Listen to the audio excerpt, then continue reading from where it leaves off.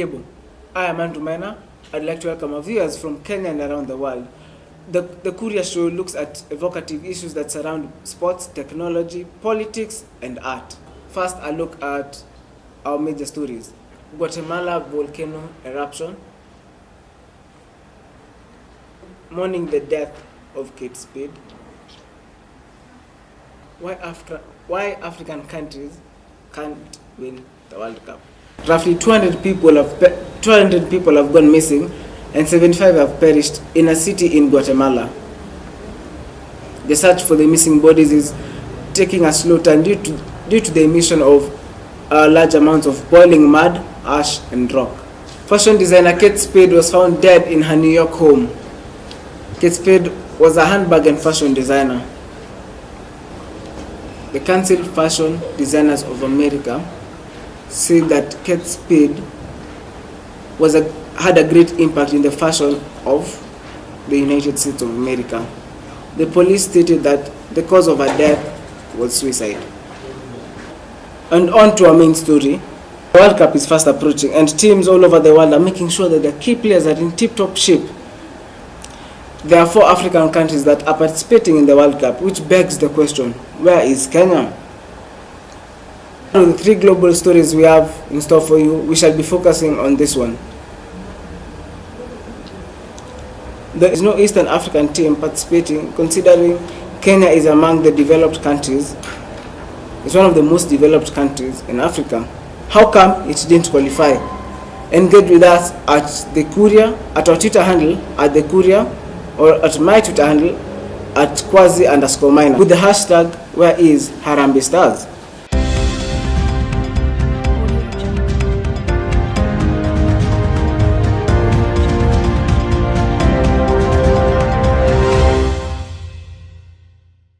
With us, our correspondent Patrick Maingi has this to say. Thank you very much, Andrew. Now, when we narrow down the topic to Kenya, I feel like Kenya is a very talented team. To be specific, Harambee Stars. And I feel like they're sleeping giants who need to realize their potential and to make us proud as Kenyans. Now, I would say that one of the reasons why the Kenyan team hasn't qualified yet for the World Cup is the corruption. I think the corruption has spearheaded sports, even to a point where everything is just tables are turning. Recently, we've seen the referee who was meant to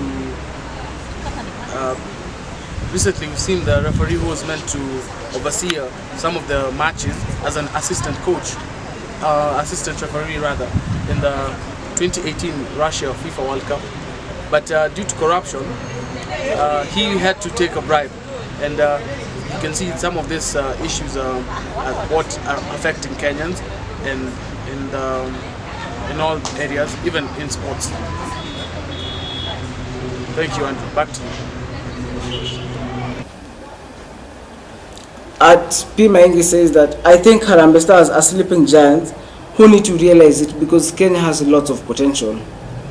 Thank you, P. Maingi. We have a panel discussion with one Anthony Baki, Collins Onyonyi, and Alan Ngugi. So Alan, how come Kenya hasn't gone far in the African Cup of Nations, let alone qualify for the World Cup? First things first, I think Kenya really, the players are not identified at an early stage, whereby you can see like developed countries like in the US, England, players are identified as young as like 10, 13 years old. Anthony Baki, what say you? I think the structures within the system, especially if you look at the countries that are qualifying for these tournaments, they have well-put structures. Collins, what's your take? I think it comes down to structures. We have poor structures. We don't have the under 14, under 7, under 17, under 18, under 21 teams. And big teams that are doing well in football have these structures. So Collins, So who do you think is to blame because of the structures? Is it the government or the FKF? I'll say both, because the government hasn't been that supportive with the federation. But again, coming up with structures, it's the work of the federation. So I think both the government and the federation share the blame. Alan? I think all parties are to blame because the government claims they've released the funds. The funds reach the association, the FKF. Then, somewhere in between, funds get lost, players don't get paid, and so guys get discouraged. Yes, Anthony? Yes, what's your take? I think both parties should be blamed, because if the FKF body does not have a plan for football in this country, then it means that the government cannot come in to support the plan that they have. So basically, it's the two of them to be blamed for whatever reasons Kenya is not qualifying for these large tournaments. Anthony Baki, if you're put in a position of power, what would you do different with Kenyan football? I make sure, first of all, I invest a lot in the game and in the sport, in such a way that even those who play or participate in the game actually feel motivated to play for their own country. You understand? Collins, yeah, what about you? The obvious thing is to have a benchmark of to benchmark what other countries are doing. Countries that are doing well in football in Africa. We have good teams like Ghana, Egypt. So the best thing is to go and benchmark and see what they are doing different from what we are doing. But the most basic thing is to come up with structures, what I talked about earlier. That's the most basic thing to come up with to improve our football. Thank you. Thank you, Alan, Collins, and Anthony.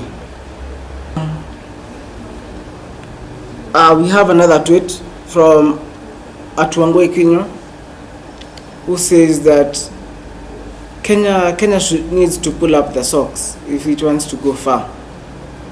Thank you, Angwe. We've come to the end of our show yet again by leaving with what I think about us as Kenya progressing in football. I feel like Kenya needs to scout for talent soon enough, as young as 3 years old or 5 years old, because international teams tend to have academies where they have children who play from as young as 5 years old, and as unfortunately Kenya decides to start training people probably after high school, which isn't really good enough because the muscles tend to grow over time. Hence why they tend to scout children at a young age. If we do this soon enough, we can go somewhere. And on top of that, the FKF and the government really needs to be disciplined, for lack of a better word, in order for us to progress further. Thank you. That has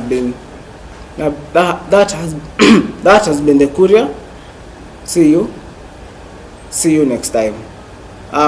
Continue the conversation in our Twitter handles at Courier and at _Quasi Minor. Thank you.